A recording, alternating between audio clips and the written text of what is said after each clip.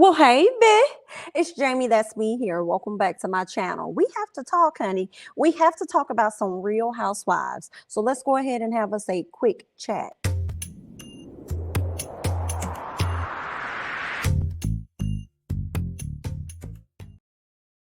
All right, y'all, listen, okay? Tonight, the Ooh Ladies first panel will be taking place tonight over here on my channel, okay? So be sure to come on back so that we can talk about some things, honey. Okay, we got to get into your favorite shows. We got to talk about some other things that you guys like as well. But just make sure that you come back for it. Okay, now let's get on into the first people that I have for the quick chat, honey. That's Miss Nicki Minaj and Miss Mia Thornton. Okay, so Real Housewives of Potomac's reunion has taken place. Girl, if I have not said it before, understand how glad I am that the season has wrapped, honey. They gave us a 4-part reunion where Nicki Minaj covered the entire 4-part reunion. Now, once that reunion was over, Nicki decided to take to social media to let everybody know some things that they may not have been privy to. Okay, she said quite a few things, like she called Miss Wendy corny for looking at her cards. She ended up, calling out Chris, because y'all know Chris was in disagreement with like a lot of the questioning or the line of questioning, right? So I guess Nicki took that as a direct at her. And so she was like, oh, he need to sit his ass down. But come to find out, from my understanding, I know Candiace did a live, so I didn't get a chance to check out that live. But when I got a chance to hear Chris on Twitter, it was like a big Twitter conversation that he was a part of. It really had nothing for real to do with Nicki. He was just speaking on in general. Right. He just was speaking on in general, the way the questions were coming at his wife. But at the same time, I kind of feel like, everybody should be prepared for this, because that's what happens at the reunion, right? We revisit things that you did throughout the season, honey, and we're gonna bring them into question because the fans want to know about them. So they could have been a little tough, but Miss Candy Girl did her thing. I feel this reunion, she pretty much stood in her SHI, and I was really here for Candiace. I was like, girl, she did what she needed to do in the reunion. It don't even matter about the line of questioning, because I think she did well. She didn't do a whole lot of crying unless it was really about her mom and her husband. So that was something that really, made her cry, and she kept her foot on Miss Mia's neck. So, I mean, come on, honey. We can't be mad about that at all right? Now, this is interesting because as I'm speaking on Mia and getting back to Miss Nicki Minaj hosting the reunion, she took to social media, gave her viewpoints, gave her thoughts, but she also highlighted the fact that I got in Mia's arse, is what Miss Nicki said. Now, I thought that was interesting because y'all know earlier on when the ladies were interviewing with The Real, Candiace also said that Mia got it the worst. I feel like another one of the ladies said that Mia may have gotten it the worst. I just feel a way about the fact that you guys did not show that part. Okay, bravo. I wonder why we did not get to see all of that. And to be honest, it was so boring in the middle part of the episode that y'all could have stretched out the portion where Mia got laid into by Nicki Minaj. I mean, Karen didn't really give a whole lot. Nicki is team Karen for real, because she really didn't go hard at Karen. Like she said, or at least that's not what we saw. So for me, the reunion part 4 definitely took a major dip, and then it picked back up towards the end. So I'm like, girl, I would have much rather have seen Nicki like go in. But she also said at the same time that Mia and Robyn strikes her as people that, what she said, like if she was hanging out or something like that. Let me see if I can pull it up, because I just really want to kind of read it. So she says that Mia and Robyn are the friend that's gonna amp a BIT like me up all day by just sitting there looking cute and laughing. I'll keep going just to keep, basically she was just gonna keep going and talking about the show or whatever like that. But anyway, she kind of hyped up Mia and Robyn, but Mia, I guess she didn't see this tweet at first, because it resulted in Mia kind of like snapping off on Nicki and letting her know, like, girl, you ain't get me together. Nobody could ever get me together. And I'm just like, see, Mia, this is your issue. When y'all talk about not reading the room, I feel like that be Mia. Mia don't read the room at all. She just immediately like went on attack mode. She was denying the fact that Nicki even got in her arse. And she was like, girl, run the tape back. My thing is, I don't care who you are, how important you are. You're not going to sit up there and just start telling pretty much lies on me. Right. So that's what Mia said. But then she came back and she kind of commented on that post where Nicki was kind of like shouting her out. Because the first post she commented on was Nicki saying she got in her ass, right? So actually the first post that Nicki posted was her shouting out Mia. But I guess the first post that Mia saw was when Nicki said she got in her ass. So when she found out about the other tweet that Nicki gave her, like a shout out, I guess in so many words, that's how I took it. Mia decided to say, let me be nice. I just don't like it when peeps be making statements that aren't true. And it's just like, girl, what are you even saying? What are you even saying? Like, number one, you don't be making no sense. And this right here proves it. Like, it didn't even... Girl, I believe Nicki did get in yours. And one thing about Mia is going to deny. So if Nicki says she got in your ass, Candiace says she got in your ass, and I feel like somebody else said it, then girl, she got in your ass. I don't care what you over there talking about. It's just what it was. And it was just funny because it's like, I guess she probably was over there clapping when she saw that the Barbs was going at Chris, because Chris told Nicki, like, girl, I'm gonna support my wife always. And this was after Nicki told him, like, you need to sit your ass down, right? So I'm sure Mia was just over there going up, and I bet you got a little taste of that medicine, huh? I'm sure you got a taste of that medicine when you came at Miss Nicki, and them Barbs probably was over there in them comments eating you up. Girl, this is a mess. I want to know if y'all think Mia gonna be coming back next season. I was thinking Mia would come back next season. I felt like, hey, okay, I may not have. I started out liking Mia, but I may have liked her less towards the end. But I mean, I wouldn't be really upset for real if she came back. But the way she was dropping off her tweets and stuff and talking about the show not having value or something like that, I'm like, okay, girl, are you saying you ain't gonna get no contract and you not coming back? But I don't think contracts have gone out because I know Chris said on one of the Twitter spaces, he talked about how they don't even know yet. So they haven't even gotten any contracts released. And I think that usually takes place after the reunion part 4. So I don't think Mia knows for sure what's up, but I don't know if she got a heads up where they thinking about not inviting her back. But her tweets that she dropped were very suspect. And then she also went on to create like an entirely new social media page. And I'm just like, okay. Well, that's what you want to do. Good luck. Okay. We wish you the best or whatever. But I want to hear you all's thoughts. Number one, I want to know if you think Mia may be returning next season. And I also want to know your thoughts about how she handled the tweets that were coming from Nicki Minaj, because I felt like Nicki said a lot of stuff. She didn't just come at Mia. She was called out Wendy. Okay, if anything, she gave you more of a compliment, Mia, than she did Wendy. And I was kind of shocked that she called her corny, but I mean, you know, it was what it was, you know. And then she came at Candiace's husband, and ain't no telling who else she done sat up there and came at, girl. But again, I want to hear you all's thoughts and what you thought about the interaction with that Mia had by herself, to be honest, by herself when it came to Nicki Minaj's tweets, honey. Let's go ahead and move on. Let's talk about Andy Cohen and Mr. Nene Leakes, okay? Nene Leakes did an interview not too long ago with The Real. When she did that interview, it was asked about whether or not she would ever return to Real Housewives of Atlanta. And then he said, you know, basically, of course she's open to it. Like, who wouldn't be? Like, Real Housewives of Atlanta is the reason why Nene is where she is today. Okay, so I would definitely try and go back to my bread and butter. That's likely guaranteed. I know that area. I know that arena.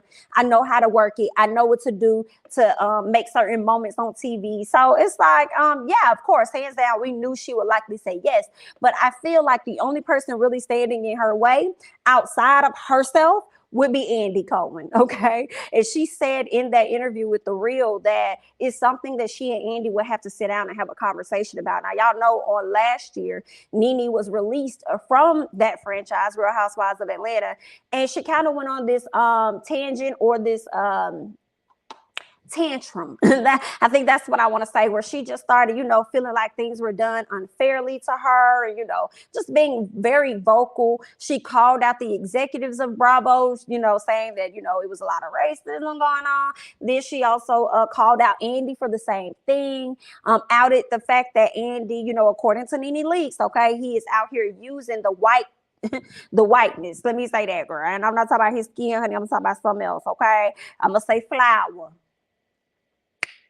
Okay, so this is what Miss Nene had been out here alleging, and it was just not great. I feel like also not only Nene kind of messed herself up. Not kind of, Nene messed herself up, okay?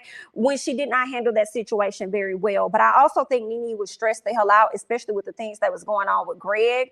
You know, I think she knew his health was already like kind of like declining and stuff. Of course, because we saw on the show how when he first got cancer and how that process and everything went for her. So I think she was dealing with that on top of being released from this job. Hello, on top of, you know, people hyping her up, making her feel like she probably got a case, sit up here on IG live with her, honey, engaging in the madness with a girl. Ooh. And then, you know, also to see that Mariah Huck of Married to Medicine also was having a case out on Bravo, which sucks because I would love for them to bring her back, but I feel like because of that, she will never return to that show. I don't even know if she could pitch a show to them and they'd be open and willing to accept. But you know, you never know, child. Peacock may be open, honey. I don't know how that works with who's over what, okay? But moving on, okay, speaking, you know, getting back to Nene, I think Nene was just going through a lot of things. Like I said, dealing with Greg's health on top of, you know, being released from, you know, her bread and butter. And it was just really interesting considering the fact that, girl, you walked away at one point like you was high and mighty. Then you had to return and now they pushing you out the door and you just not prepared for it. So that led her to say some things that were sideways and out her mouth. So now she's having to get to a place where hopefully he'll be open to have a conversation. But some part of me feel like she probably thought he would be a little more forgiving and a little more open, considering the fact that her husband did pass and, you know, he sent his condolences and ain't no telling what else he sent her way, flowers or whatever. So she probably felt like, well, you know, maybe the door is not closed. Maybe the door is slightly ajar, honey, and we can have a sit down. Well, dear heart, unfortunately, Andy also went on to The Real the other day, and he was, you know, doing his interview with the ladies. I thought it was hilarious for Lonnie to continue to call him by his first name, which is Andrew. And I felt like Lonnie was being bestie. I was like, bro, you told me. Why are you calling this man? Because that's not fair. Because what if your first name is Lania? Okay, or Lajana, so I don't know. Girl, you won't want nobody doing you like that, girl. Go sit up there, call that man Andrew. I thought that was hilarious, though. He did too. He said it was funny that she continues to call him by his first name, but it's okay because it is his first name. Girl, I just thought that was the funniest stuff ever. And when the question was asked to him of whether or not he would have Nene back on the show, girl, Andy trifling. He went literally all the way around the corner, honey. Andy went up the street, hopped on the expressway, went down, okay, into Midtown Atlanta, dealing with the 4 o'clock traffic there, then turned around, got back on the interstate, dealing with the traffic, and decided to drive north of Atlanta before he gave us an answer. I said, girl, I ain't got time for Andy. Andy talked about how his focus is on the ladies of Real Housewives of Atlanta. He talked about Marlo finally having her peach. So he definitely confirmed some things that we had already been hearing through the blogs, right? He confirmed that Marlo got her peach. Sheree is back, you know. Kenya's still giving the girls a run for their money.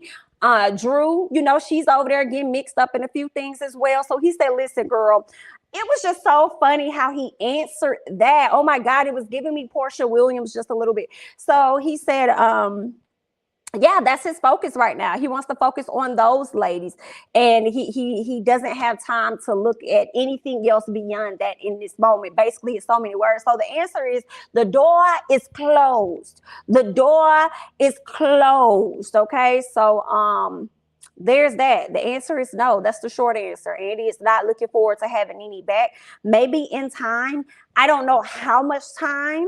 I don't know if Nene may need to pop up on Andy one good time, catch him where he at, pop up on him and, you know, have a sit down. That may piss him off even more, child. I don't know. Or it just might be okay. I'm not sure. But I want to hear y'all thoughts and comments down below. Yeah, let me know y'all thoughts about this. Some part of me is glad Nene not back. But some part of me, I feel like I'm feeling bad for her that she lost her husband. That makes me feel like, you know what? I wouldn't mind seeing Nene back to keep up with how she's doing, how her business has been running, how has life been for her how has life been with her managing without Greg, and the relationship with her son, especially with him no longer having his father. Like, I feel like Nene got a storyline. She got a strong one. Okay. So I would like to see her back for that. But Yeah, I want to hear y'all thoughts and what y'all think about it, honey. Let me go ahead and scoot on over to somebody else, girl. Let's talk about Miss Porsha Williams, okay? Porsha Williams of Real Housewives of Atlanta, Porsha Family Matters. Y'all know Porsha got this book, honey. So she's been out here heavily promoting the book that she has, Pursuit of Porsha. Y'all know her show just dropped, Porsha Family Matters. And girl, it definitely has the people talking, okay? It was giving a lot of Porsha Tells Lies, okay? Just a little bit. It was giving, it's not adding up. We know Fallon just had her baby and the math over there isn't mathing. However, on Porsha's end, when it comes to her new fiance, that wasn't mathing either. Let me tell y'all something. I have to give a shout out to Tamara Hall. I liked how she handled that interview with Porsha. You could tell that she has a respect a bit for Porsha just off of her being, you know, who she is and everything. And continuing to thrive. But also what I loved is that Tamara was not with the BS and could see through it. And you could tell that she couldn't really say all of the things that she truly wanted to say, but she kept it real with her enough to let her know, girl, you're not gonna play with me, dear. Like, girl, I know you full of shit.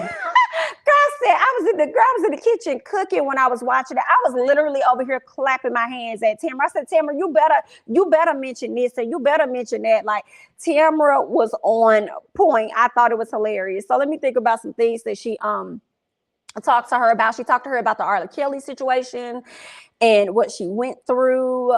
She also talked to her about, you know, wanting to, you know, harm herself at a young age. That's going to be a part of the book. So not only the R. Kelly situation, but she goes back to talk about her wanting to harm herself. And I thought that was actually a good segment because I feel like she talked about her wanting to do that at a young age, but not being able to identify exactly why she wanted to harm herself at a young age. And I feel like a lot of kids do go through that. And unfortunately, I have to give Porsha, like, I feel like Porsha was right. Like, a lot of kids when they were younger could not identify what they were feeling with anything. You know what I'm saying? Like, I can't connect it with something like it's weird, but over time we learned that the main thing is like depression. You're going through something that's, you know, that's called depression or whatnot. I think also what probably affected Porsha was her dad, you know, not actually being there and him passing away. But she also opened up and talked about how she was bullied and stuff. But, you know, everybody was bullied, child, I believe.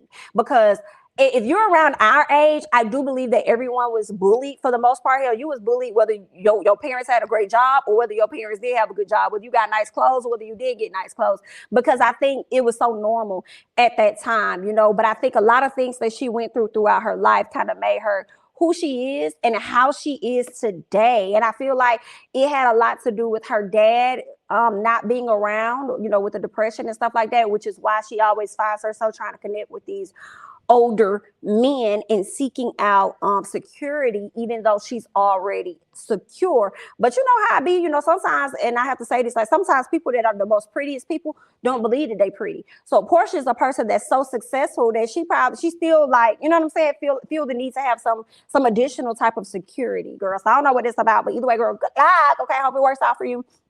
What else she talked about Simon, okay? How she's so deeply, I am in love with you. You set me free. Come on, Beyonce. So Porsha talked about how she's so in love with Dennis's father, Simon. And it's not adding up for me, but it's not my emotions and my feelings, you know. She says they already closed on a house, honey, so that's done. This lady ain't leaving this man no time soon. She's gonna hang on. She says that he is her life partner. I want y'all to cliff note this interview for future purposes, baby. But she says he's her life partner and she knows that he is. And Tamara was like, okay then, girl, well, that's cute. Well then listen, tell me, when is the wedding? What's the wedding date? When is it? Porsha said, oh girl, we ain't got no wedding. Not yet. We ain't got no date set yet because, you know, we're still dating. He's courting me. Tamara said, girl, how you gonna sit up here and have a whole ring on your finger, be engaged, honey, and you ain't got no wedding date set? And then Porsha was like, well, you know, you don't date your husband. And Tamara said, no, girl, I married him. I said, come on. Come on, Miss Tam Tam, call it out. Thought that was so hilarious. And then Porsha said, well, you know, in the South, we call it courting or whatever. And then Tamara was like, and I'm from the South. I said, come on, Tamara. She said, so you mean to tell me that you will go ahead and close on a house before you set a wedding date? She said, yeah, some type of Southern values are being messed up or something like that. And I was like, Tamara, girl, I think I'm saying her name wrong. I think it's Tamarin. Is it right? I think it's Tamarin Hall. But girl, Miss Tam, I was here for you.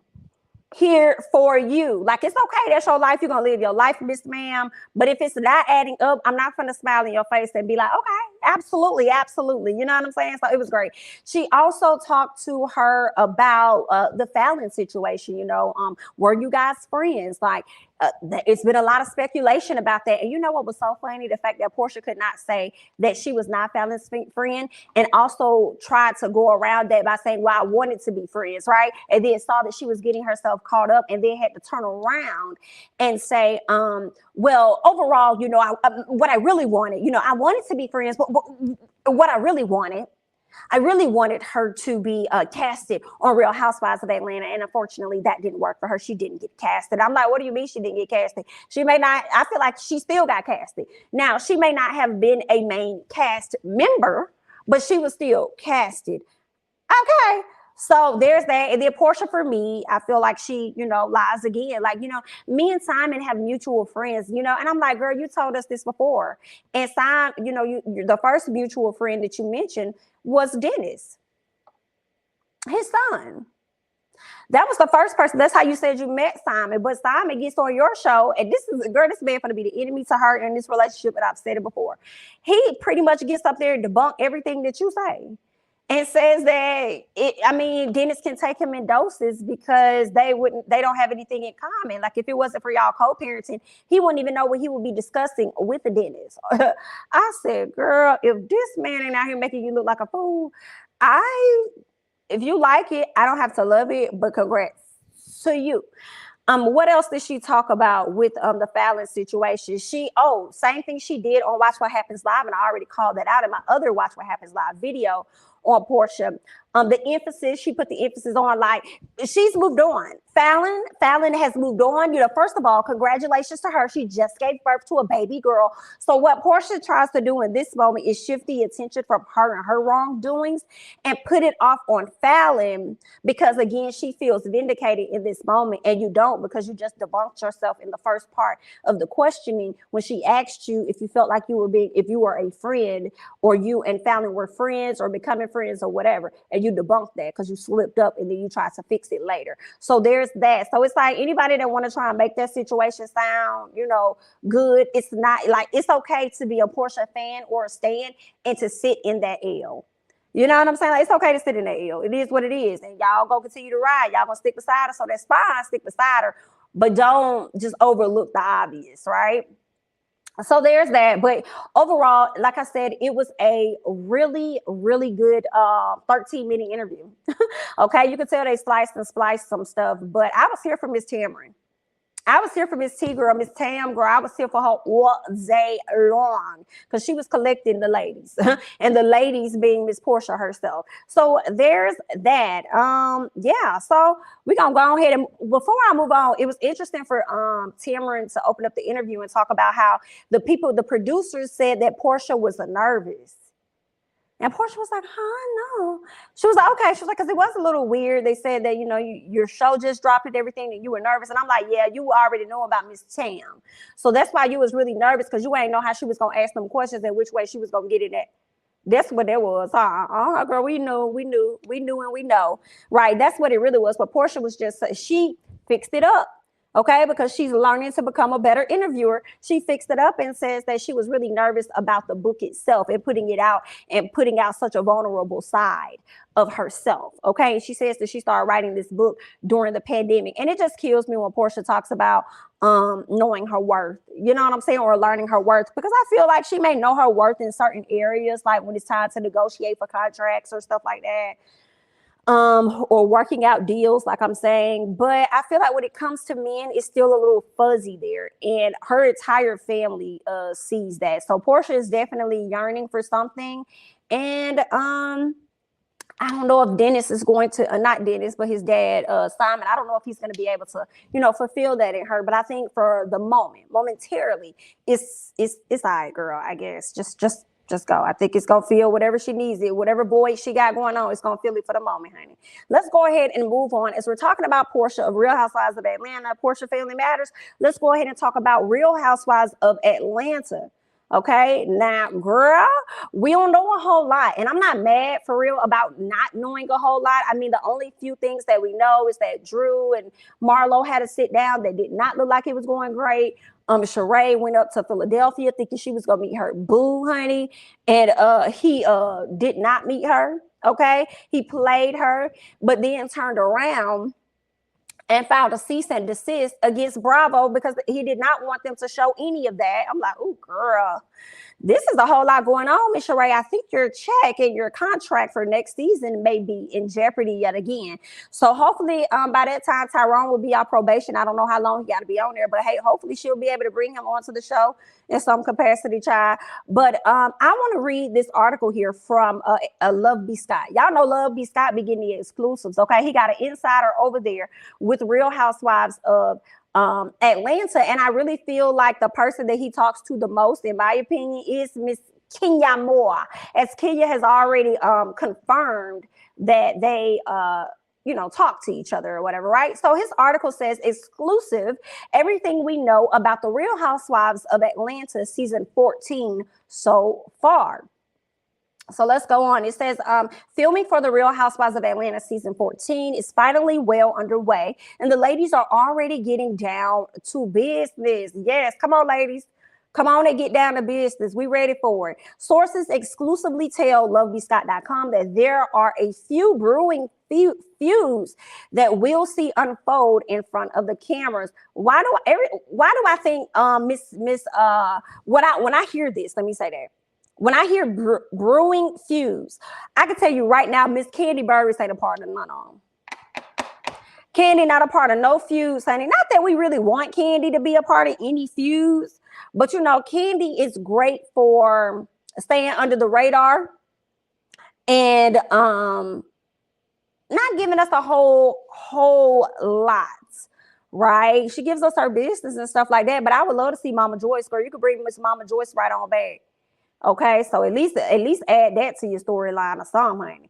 But let's move on. So he says, for starters, Drew Sidora. Drew, I already told you in another video, girl, we're going to be on your. Okay, and it seems like these other housewives going to be on your too. So they're saying that Drew Sidora and returning housewife Sheree Whitfield have already gotten into it. And we hear that Sheree ate her up. Ooh, child. Okay, we also hear that Drew and newbie Sonya Ross Richards have also gotten into it. Girl, this is messy, Miss Drew. Girl, you got to be careful now. I wonder what you out here doing to the ladies for them to hop on you like this. They're saying that it's not all drama with Drew. However, now that Porsha Williams is out of the mix, Drew is said to be cozying up. Y'all guess who she cozying up to? Miss Kenya Moore. Shocking. Okay, and now she's trying to develop a friendship. See, we see what you're doing, Miss Drew. I can't be mad at it 100%. I ain't gonna be mad at it all the way. But we see what you're doing. Last year, you tried to slowly align yourself to the big girl on the cast, which was Miss Porsha. Now you're trying to slowly align yourself to the big girl on the cast, which is Kenya. I'm sorry, we like Miss Kandi, but it's not Kandi, okay? And Kandi just happened to have been there the longest, okay? And Kandi doesn't pose a threat to the ladies, all right? So I feel like the person that poses the threat is Miss Kenya, and that's the one you really want to get down with. It's cool, I guess. Okay, now speaking of Kenya, they're saying that she and Marlo ended season 13 on good terms, but according to our sources, they've already gotten into a tiff as well. I hate to see it. I don't want to see Marlo and Kenya feud. I really don't. I really was glad that they were on one accord, and I wanted to continue to see it that way. Oh, I wanted it. And then, when Kenya has done interviews, she hasn't said anything negative that I can recall about Marlo. So this feud or this issue between the both of them must have just started. But I'm hoping that they can continue to be good girls, okay? So there's that, okay? They say you may have heard the news that Sheree's boyfriend Tyrone sent a cease and desist to Bravo, demanding the network delete whatever footage they have of him. Well, production is not happy with Sheree for promising them a storyline and delivering a headache instead. It's a good thing her contract is in place, but the drama could result in Sheree having less screen time. Interesting. Now that one didn't cross my mind, but I definitely thought about her not returning next season. Let's move on. This season should be interesting. As always, we here at lovebscott.com have our ears to the streets. Okay. So if anything pops off, you know, they're gonna let us know, honey. But this is good. This is good. I feel like we didn't get a whole lot, but at least we know that some things are happening. Okay. It's going to be some stuff for us to watch and see and dissect or whatever. Okay. So I'm not mad at it. I'm looking forward to it. And I want to hear you all's thoughts and comments about it as well. So don't forget to hop in these comments. Let me know your thoughts about the latest updates on Real Housewives of Atlanta, Miss Porsha Williams, and this interview that she did with Tamron Hall. I also want to know your thoughts about Andy and what he had to say when it came down to whether or not Miss Nene is going to be able to return. And also chime in and let me know how you feeling about Miss Mia and the tweets that she had to give in response to Miss Nicki Minaj. That's all that I got. I'm Jamie. That's me, honey. Don't forget to like, comment, subscribe, share my videos, follow me on Instagram and Twitter, and I'll catch you guys in the next one. Bye-bye.